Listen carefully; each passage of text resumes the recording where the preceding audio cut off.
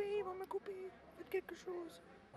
Aujourd'hui, 14 décembre, de 14h à 16h, place François Jaume à Montpellier, les riverains, sous l'égide du collectif Une place pour tous,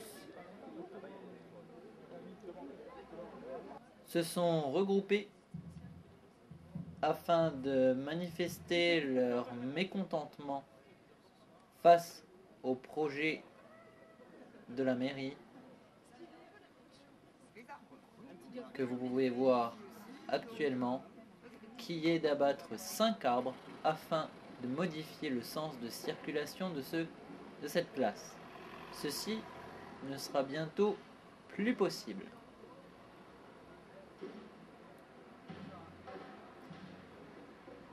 Le collectif Une place pour tous a lui-même proposé son propre projet, disponible sur son blog.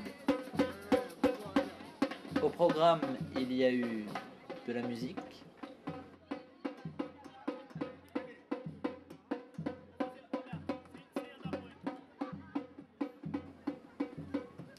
mais aussi des discours. Quand la vie est une forêt, chaque jour est un arbre. Quand la vie est un arbre, chaque jour est une branche. Quand la vie est une branche, chaque jour est une feuille. La ville, lieu de naissance de l'espace public. C'est là où, au-delà de la circulation des hommes et des biens, est née la liberté d'expression, condition de l'espace public.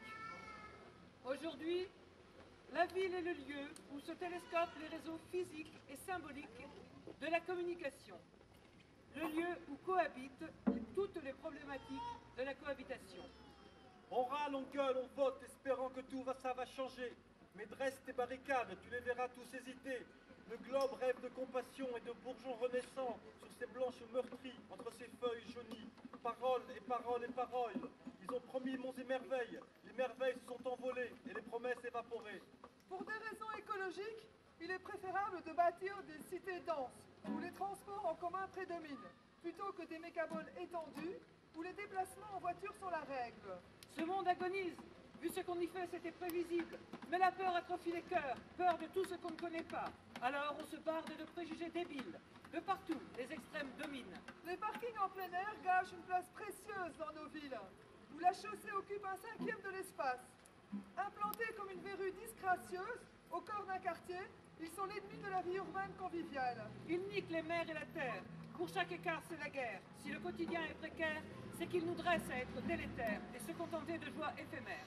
Et si on remplaçait ces places de parking par des boulodromes et des scènes en plein air, par des jardins à cultiver ensemble, des guinguettes, des transats, par des stands de réparation de vélos, des mini-marchés à la place des parkings supermarchés, par des forêts d'arbres tendus de hamacs, des places sympathiques, par du sable pour transformer ces places en plage. Et finalement, conscient qu'ici on n'est que locataire, tu parles d'une location, regarde un peu ce qu'on en a fait. Quand le vieux fera l'état des lieux, on fera une croix sur la caution. On aurait dû le rendre comme nous l'a donné, clean, sans tache et innocent comme un nouveau-né. Écoute, bûcheron, arrête un peu le bras. Ce ne sont pas des bois que tu jettes à bas. Ne vois-tu pas le sang, lequel dégoûte à force des nymphes qui vivaient dessous la dure écorce? Sacrilège meurtrier. Si on pente un voleur pour piller un butin de bien peu de valeur, combien de feu, de fer, de mort et de détresse mérites-tu, méchant, pour tuer nos déesses? Des chansons détournées.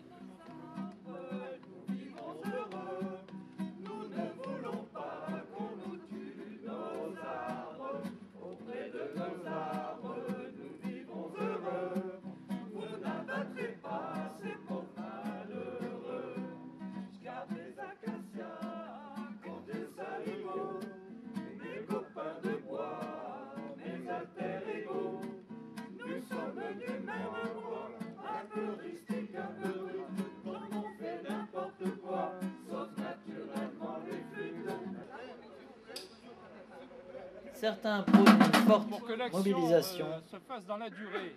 Moi, je propose que tous les dimanches, entre 2 et 3, il y ait une balade avec des bidons, des casseroles ici, dans le quartier. Près de nos arbres, nous vivons heureux, nous ne voulons pas. Continuons à nous mobilisés et signons la pétition. Merci à tous.